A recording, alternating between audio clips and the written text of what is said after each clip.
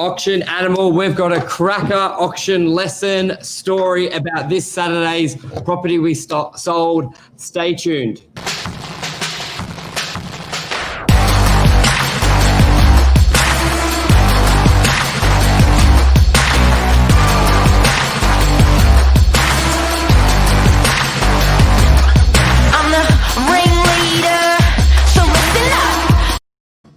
Boom. Episode 320, Morning Minutes with myself, Michael Bergio, Mark Novak, Auction Animals. We had a successful auction on Saturday, which really highlighted some good things when running an auction and just our whole perception. Mark, good morning. Hey, man. Hey, everyone. What an auction, hey. What an auction. 5 p.m. we thought was a little bit late, but a huge audience there and a huge audience online. And what a result. Yeah, it was. And it really brought to our attention some key points about what makes a good auction, some good things to do. And we also had an auction the week before, which was different. So it just sort of highlighted, and different bidding in this auction from a specific buyer than we normally see. So we sort of wanted to break it down, bring to everyone's attention some good things we see, and hopefully you take something out of it. Mark, what do you reckon was, maybe let's start with why you took this property to auction first, because I think that's the first battle with agents. They go, should I or shouldn't I? Yeah, well, this property was 6 Beacon Hill Road, Brookvale. Brookvale's probably not the most desirable place to buy a house and live in because there's a lot of industrial, commercial and units. It was sort of adjoining that precinct. It had a unit block next door, but it was sitting in a price range because of those things. It was actually sitting in a price range that was just untouched in the area. It was a price range of 125. So for our area, that was super low. Where the median price for most adjoining suburbs was 1.5, so it was really competitive. But the bidding was just so spirited. It was absolutely crazy, and it made us want to talk about it today. And that's why we sort of called it the Auction Animal, because I think people sort of it's not one shoe fits all like a lot of people think. 100%. A lot of people, and we've touched it on a show we did where we went into detail about taking the right property to auction, and we sort of call it like your A-grade property, which isn't based on price, or a unicorn property. And you touched on a couple of the factors just then, the price point. So if we break this property down, which I just had the photos, price point was a factor. A lot of homes you can't buy at that price point, generally because they've got a better. Yeah, and that's not because of underquoting. That was just because it was a 100-year-old home. It was very old. So price point's one. The size of the block, Mark, it was huge, 844 square meter block level. So that's a big a big factor as well. So when you sort of combine those factors to it, then that sort of goes, well, let's do an auction, because there'll be a lot of people wanting a property within that price point. What were some other factors? Look, I think that what made it a unicorn, the two things in isolation that made it a unicorn were that block and were that price.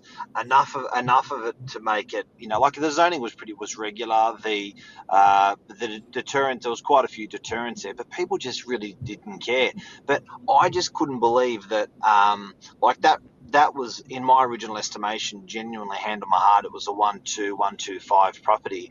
And to see it sell for 1.55 and 500, well, I was just absolutely gobsmacked, because houses in the area are selling for less than that in better suburbs. So I think auction and that competition drove it really well. It was a good decision for the owner to go to auction.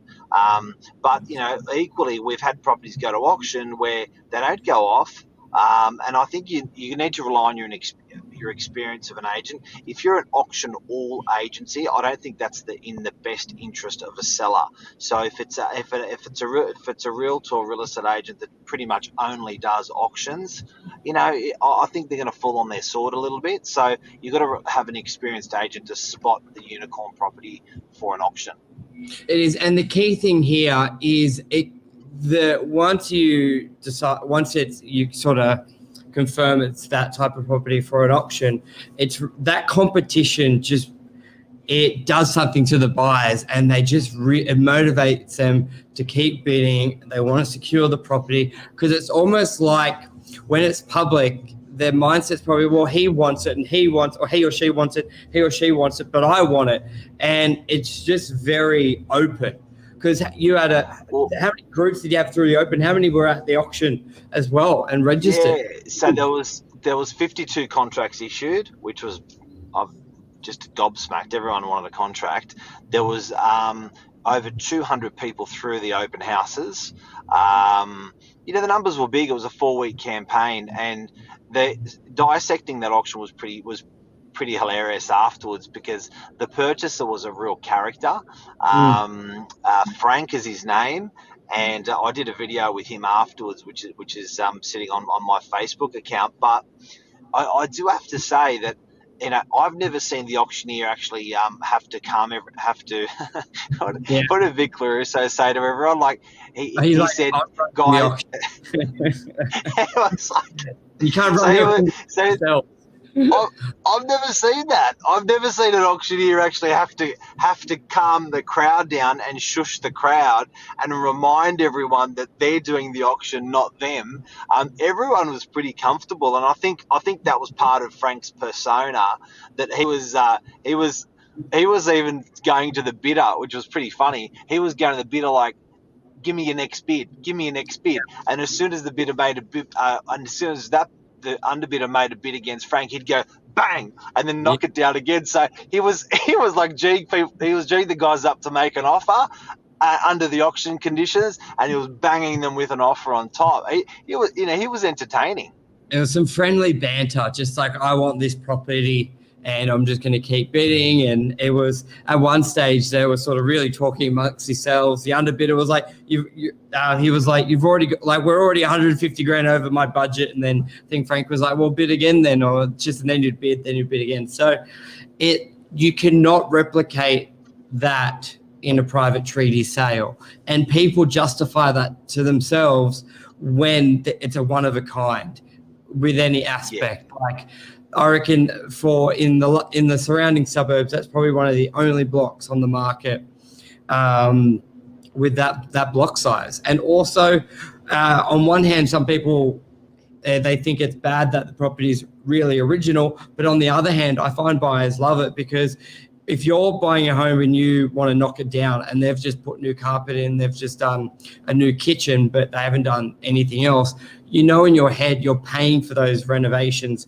that you're going to rip down. So something that's basically untouched, it's I don't know, quite liberating. They love it. They just want it because they know they're not paying anything extra, considering they're probably going to rip it down. So that competition and seeing other people bid for it. It was a beautiful story. Like, I think it's, at the end of the day, we forget, we're families selling to families, and this has been in the family, one owner for over 100 years, this house, and it's going to a family. Frank's bought it for an investment, and and I said to him, mate, what are you going to do with it? And he said, I've got no idea. So what do you mean? He said, in about 25 years, we'll work it out. This is for my kids. So it shows that, I think, that Chinese mentality is that long-term generational thinking, rather than what are we going to do, what are we going to do, what are we going to do, what are we going to do now, what are we going to do now, I'm going to do 5 years, I'm going to sell in 12 months, I'm going to sell in 20. No, he's just thought, you know what, I'm banking this for the rest of my life, and we'll just see what happens in 25 years. And I was pretty impressed by that attitude. And talk us through your advice to the owners with really persisting to sort of go ahead with the auction. Like, there was a lot of activity, but there was really only a couple people really pushing to buy it prior. Obviously, so and I know a lot of agents would just sort of take the money and run and just think a quick deal and not run the risk, because auctions are nervous for agents, for everybody. And sometimes the buyer can leverage that with a strong perceived offer and just sort of catch them. But you, James, stood strong with your advice. Talk us through that. Yeah, good call. So what actually happened during this auction campaign is there was an absolute premium offer on week 2 or 3 of 1.36, and the owner was like, you know what, I think we're going to sell it at that figure. So we went back to the purchaser and said, look, get us a signed contract and a check. Now, it's pretty interesting that, because in hindsight, everyone was pretty comfy with 125 to, as the guide, and this was over 100,000 the guide. Next thing you know, because there was no contract and check produced by a purchaser, and guys and girls, if you want to buy a property before auction, get a contract signed and put a check with it. It's the best way, because it could have convinced these owners.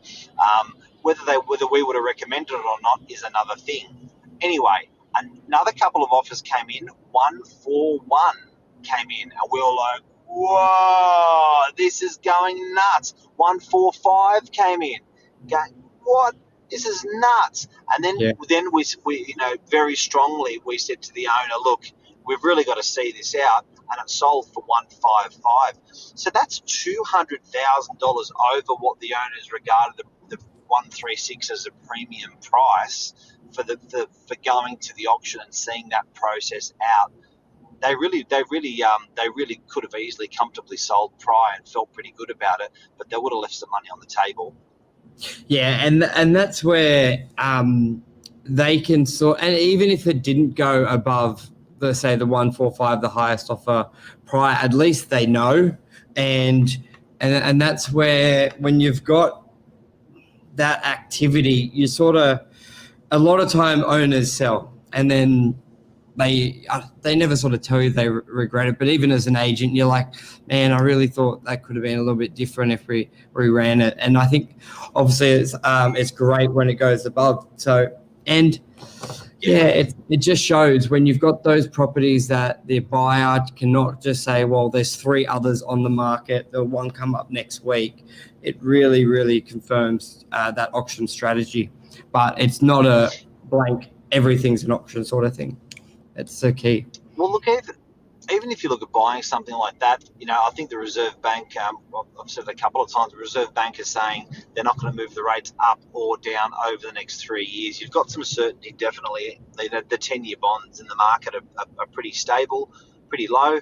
I think there's some certainty in the marketplace. The rates are going to stay on or about the figures where they are. So if you're buying something for $1.5 million, guys and girls, and you're borrowing your money at 2%, you're talking about 40, talking about 60 is going to be your repayments if you borrow all the money. And then if you consider the property that's going to rent, that 60 is about $1,100 a week, $1,000 a week. If you consider that your rent's going to be, what's that, 45 grand of that, 40 or 45 grand of that, it's not much of a top up to hold such a great asset. But let's talk about auctions. Sorry. No, that's all good. I think we covered it. I think that's a wrap. Anything else you wanted to add in particular? No, but if you do want to watch the auction, jump on the live. We've recorded that. Michael's done a great job of that on Novak channel to watch that auction. We may pop the link in there, and Frank's interview. He's the buyer of the property. But look, certainly auction works, and the lesson from today, guys, is don't think that process is the one size fits all process auction for all properties. It's wrong to have that attitude. Yeah, that's the key. It's got to be a unicorn property in most cases. So, and yeah. Anyway, we'll be back tomorrow morning once again for live as well. And Monday night news, I believe. Mark, do you want it? No. Yep. Yeah, 8 o'clock, that will be on Novak. So stay tuned. And thanks for watching, everyone. Any questions, want to put them in here, we're always happy to answer them. And also, if you guys have a topic, we're doing this daily at 7:45. If you guys have a topic you want us to cover, you want to explore more, you want us to dig through, pull apart, put back together, put it in the comments and we'll happily have a chat about it online with you. Yep, perfect. Cheers, everyone. See you, legend. Thanks, Michael. Bye. Giddy up.